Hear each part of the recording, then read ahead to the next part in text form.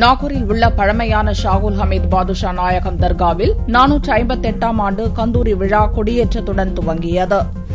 நாகை மாவட்டம் நாகூரில் பழமையான ஷாகுல் ஹமீத் பாதுஷா நாயகம் தர்கா உள்ளது. மத நல்லிணக்கத்திற்கு எடுத்துக்காட்டாக விளங்கும் இந்த தர்காவின் 458ஆம் ஆண்டு கந்தூரி விழாவை முன்னிட்டு நாகை மீரா பள்ளிவாசலில் இருந்து கொடி ஊர்வலம் சனிக்கிழமையன்று புறப்பட்டது. தர்காவில் உள்ள 5 மினர்வாக்களிலும் ஏற்றப்படும் கொடிகள் மேளதாளத்துடன் அலங்கரிக்கப்பட்ட ரதங்களில் ஏற்றப்பட்டு நாகையில் 40 வீதிகள், நாகூரில் 14 வீதிகள் வழியாக வலம் வந்து இரவு 10 மணிக்கு தர்கா அலங்கார வாசலை வந்தடைந்தது. ரதங்களிலிருந்து கொடிகள் இறக்கப்பட்டு தர்காவிற்குள் கொண்டு செல்லப்பட்டதும் தர்கா பரம்பரை டிரஸ்டி கலிபா மஸ்தான் சாஹிப் துவா ஓதிய பின் தர்காவில் உள்ள 5 மினர்வாக்களிலும் கொடியேற்றப்பட்டது.